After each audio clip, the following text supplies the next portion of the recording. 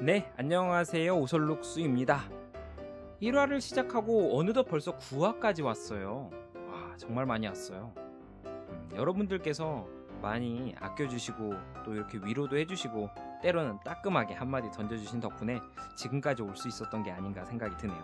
물론 앞으로도 많이 남았습니다만. 자, 이번에는 심리학의 세계에 대해서 이야기를 좀 해드릴게요. 이 심리학의 세계에서는 성격에 대한 정의는 참 좋은 논쟁의 주제였어요. 정신분석학자들은 자아, 초자아, 원초아를 얘기하면서 무슨 말인지 알아듣기 어렵게 말했고, 인간주의자들은 자신이 타고난 본래 모습대로 살아가는 경향성이라고 말했죠. 그리고 행동주의자들은 눈에 보이는 행동만을 연구하자고 주장을 했습니다. 제가 말하면서 정말 어렵네요. 어쨌든 이렇게 갑론을박하고 있을 때 한 집단이 한성격 하시는 큰 5 형님들과 함께 등장한 것이 아니겠어요? 이들이 하는 말은 정말 간단했어요. 우리는 특질 이론을 주장하고 바로 이 특질 또는 특성이 바로 성격이다 하는 것이죠. 특질이 뭐냐고요? 저를 한번 표현해 볼까요? 사교적이다, 친절하다, 외향적이다, 미래지향적이다, 긍정적이다, 성실하다, 똑똑하다, 잘생겼다, 재밌다. 네, 죄송합니다. 어쨌든 이것들의 공통점은 형용사예요. 영어 수업도 아니고 형용사가 뭐냐고요? 특질 이론자들은 바로 이 형용사가 곧 성격이다라고 주장한 것이죠. 좀 그럴듯하죠? 자, 이제 천하는 좀 평정이 된 것 같아요. 그런데 웬걸? 이젠 자기들끼리 싸워요? 특질이 몇 개냐는 것이 주제였죠. 와, 성격 심리학의 창시자라 불리는 올프트는 헤아리는 것은 불가능해 라고 말했고, 커텔은 요인 분석이라는 기법을 통해서 16개의 특질을 주장했죠. 아이젠크라는 심리학자는 3가지라고 했고요. 이러한 토론과 연구 끝에 그 큰 형님들이 떠오른 것이죠. 사실 처음 특질 이론이 등장할 때 이 5 형님들이 등장한 것은 아니었지만 제가 조금 이야기를 수정했습니다. 물론 특질의 수가 5개다 라고 주장한 사람은 한 명이 아니었어요. 그래서 연구 및 보완을 해서 공통된 결론을 얻습니다.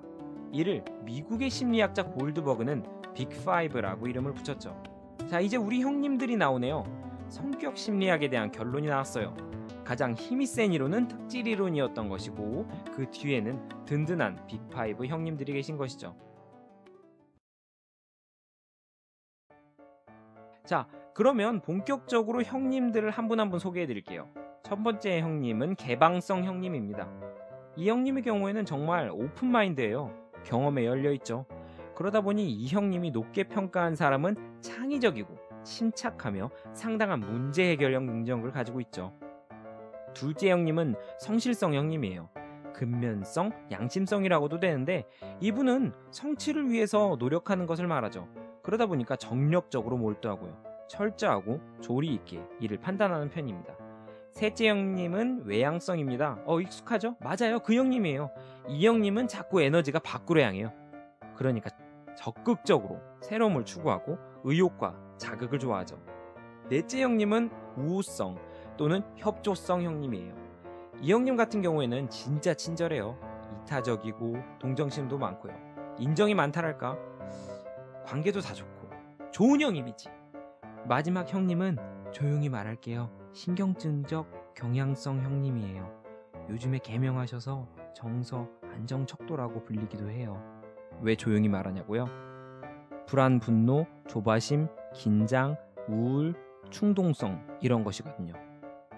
그래서 감정의 기복도 있어요. 대신에 예술성이 아주 높아요.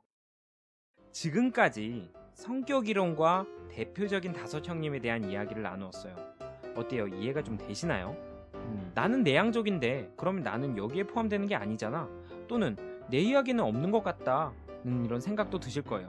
하지만 특질 이론은 여러분에게 익숙한 MBTI처럼 이쪽 저쪽 범주로 나누는 것이 아닌 점수화시키는 접근법입니다. 그렇기 때문에 지금의 내 성격 이것과 바로 매치시켜서는 안 된다는 사실. 자, 오늘의 요약입니다.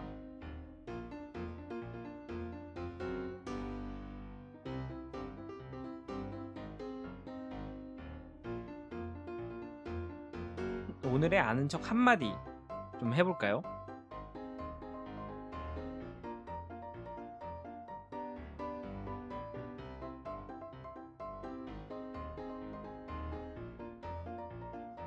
자, 그러면 마지막 성격 심리학, 세상에 죽음을 부르는 성격이 있다는데 이것에 대해서 알아보도록 하겠습니다. 그럼 다음 시간에 봐요. 안녕.